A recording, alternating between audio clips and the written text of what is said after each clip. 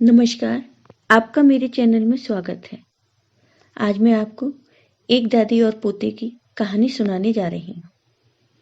किसी गांव में एक छोटा लड़का और उसकी दादी रहते थे। लड़के का नाम कृष्णा था। कृष्णा को जन्म देते समय उसकी माँ की मृत्यु हो गई थी। बाद में पिता का भी स्वर्गवास हो गया। बस एक बूढ़ी दादी थी। बेचारे दादी और पोते बड़ी ही मुश्किल से जी रहे थे, क्योंकि वो बहुत गरीब थे। लेकिन जब कृष्णा 5 साल का हुआ तो दादी को उसकी पढ़ाई लिखाई की चिंता हुई। तब दादी अपने पोते को लेकर एक गुरुकुल में गईं। वहां लड़के की दादी ने गुरुजी से प्रार्थना की कि हे गुरुजी, हम बहुत गरीब हैं, हमारे पास देने के लिए कुछ नहीं है। आप मेरे पोते को निःशुल्क पढ़ाने की कृपा करें। गुरुजी उस बूढ़ी औरत की बातें सुनकर बोले, ठीक है, मैं तुम्हारे पोते को पढ़ाने के लिए तैयार हूं। लेकिन विद्यालय जंगल के उस पार था। कृष्णा और उसकी दादी जंगल के इस पार गांव में रहते थे। जंगल काफी घना हिंसक जानवरों से भरा था। कृष्णा गुरुकुल पहुंचेगा कैसे, यही सोचते दादी पोते लौट रहे थे।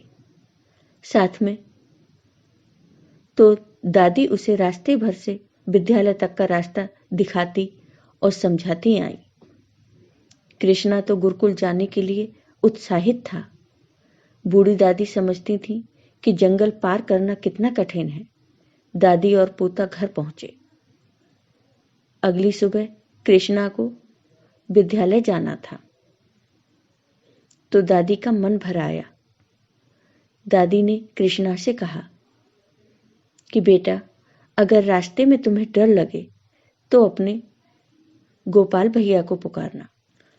दादी भगवान कृष्ण की भक्त थी। वो भगवान कृष्ण को बहुत मानती थी।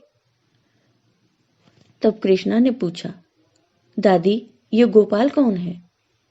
तो दादी ने कहा कि ये गोपाल तुम्हारे दूर के रिश्ते के बड़े भाई हैं। वह उसी जंगल में गाय चराते हैं। सहायता के लिए बुलाने पर वो तुरंत तुम्हारे पास आ जाएंगे। कृष्णा खुश हो गया कि उसका रिश्ते का भाई भी है जो सहायता को आ जाएगा। कृष्णा जंगल में दादी के बताए रास्ते पर जाने लगा, पर अकेला था तो उसे डर लगने लगा। डर में उसने पुकार लिया, गोपाल भैया, तुम कहाँ हो? मेरे सामने आ जाओ, मुझे डर लग रहा है। लेकिन जंगल में उसकी अपनी ही आवाज गूंज गई। 5 साल का छोटा बालक कृष्णा डरता सहमता अपने रास्ते पर बढ़ता जा रहा था। आगे जाकर जंगल और घना हो गया। कृष्णा ने फिर से पुकारा, गोपाल भैया, तुम कहाँ हो? मुझे डर लग रहा है, आ जाओ। दादी ने तो कहा था कि तुम पुकारते ही आ जाओगे। तब नन्हे से बालक कृष्णा की आवाज में जो विश्वास था, भगवान उसकी उपेक्षा नहीं कर पाए और तत्काल ही चले आए। कृष्णा को अपने कानों में मुरली की मधुर धुन सुनाई देने लगी। सहसा कृष्णा ने देखा, जो जंगल अभी तक डरावना लग रहा था अचानक मनोरम हो गया। जंगली जानवरों की आवाजें बंद हो गई। उनकी जगह गायों के रंभाने और बछड़ों के निकलने की आवाज आने लगी। तब बालक कृष्णा ने देखा, दूर से एक 14-15 साल का किशोर बांसुरी बजाते हुए उसकी ओर चला आ रहा था। तब कृष्णा बिना कुछ कहे समझ गया कि यही उसका गोपाल भैया है। आनंद कंद भगवान अपने गोपाल स्वरूप में लीला के लिए एक बार फिर से उपस्थित थे, क्योंकि ये बालक कृष्णा के विश्वास की पुकार थी और उसकी दादी की कृष्ण भक्ति की परीक्षा भी थी। बालक कृष्णा दौड़कर गोपाल भैया के गले लग गया और उन्हें देखता रह गया। माथे पर मोर मुकुट, पीले रंग की धोती, कंधे पर कमली और हाथों में हरे बांस की मधुर बांसुरी। सभी भुवनों में प्रकाशित वो दिव्य स्वरूप बालक कृष्णा की भोली पुकार पर सम्मुख खड़े थे। तब कृष्णा ने अधिकार पूर्वक गोपाल भैया से कहा कि वो उसे जंगल पार करा दें, क्योंकि उसे डर लग रहा है। तब गोपाल हंसे। उनकी हंसी से पूरा जंगल जैसे किसी अलौकिक रोशनी से जगमगा उठा। वह बोले, छोटे भैया, मैं आ गया हूँ, तुम्हें किसी से डरने की कोई जरूरत नहीं। उन्होंने कृष्णा को जंगल पार करा दिया।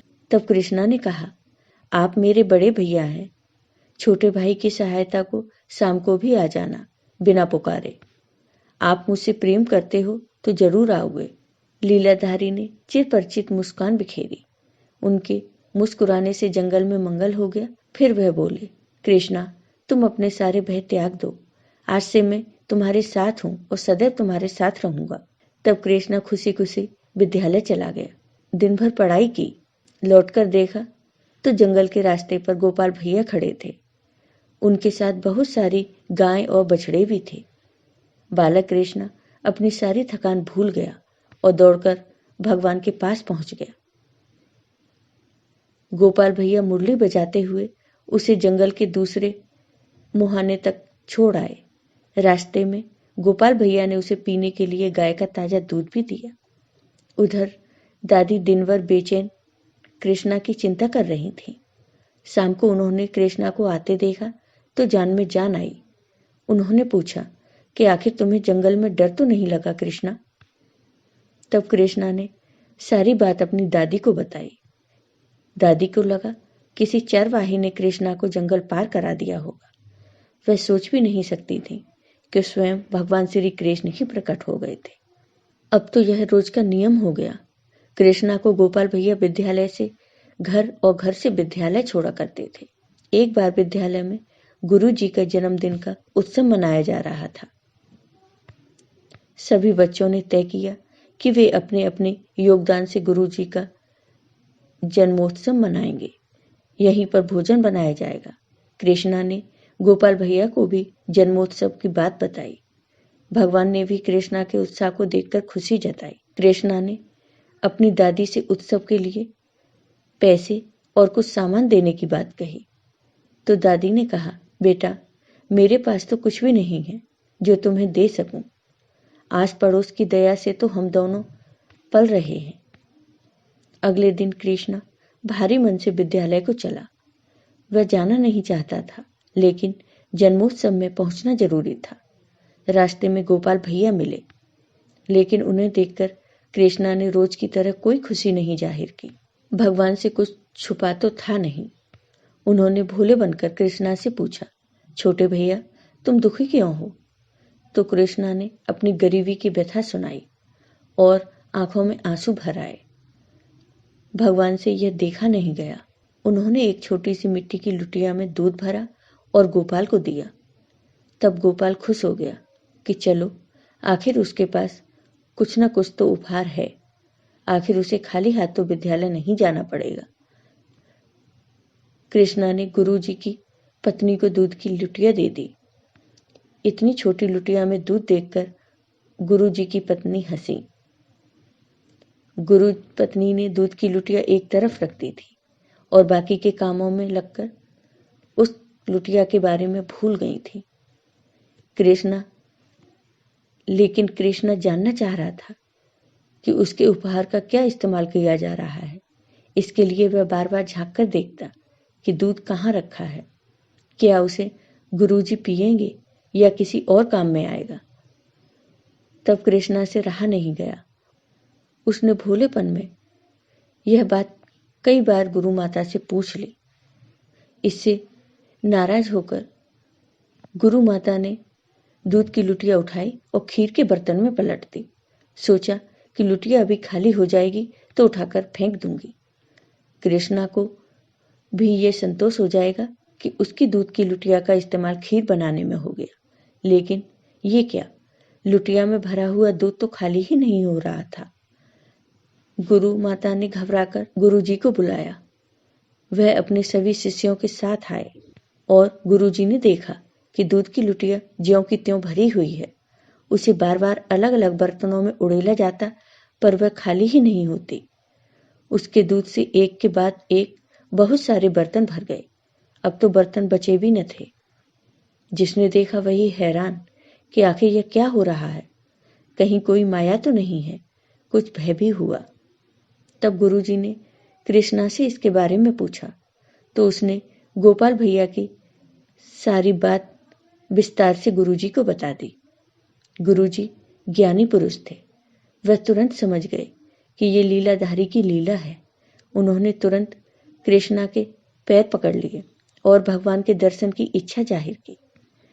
तब बालक कृष्णा ने शाम को लौटते समय गोपाल भैया से अनुरोध किया कि वह गुरुजी और बाकी शिष्यों को भी दर्शन दें, लेकिन भगवान ने उन्हें इस रूप में दर्शन देने से इनकार कर दिया और दूर से ज्योति रूप में दर्शन दिए, जिससे कृष्णा के सभी साथियों सहित गुरुजी का जीवन भी धन्य हो गया। आपको ये वीडियो पसंद आया हो तो लाइक कीजिए, शेयर कीजिए और मेरे चैनल को सब्सक्राइब कीजिए।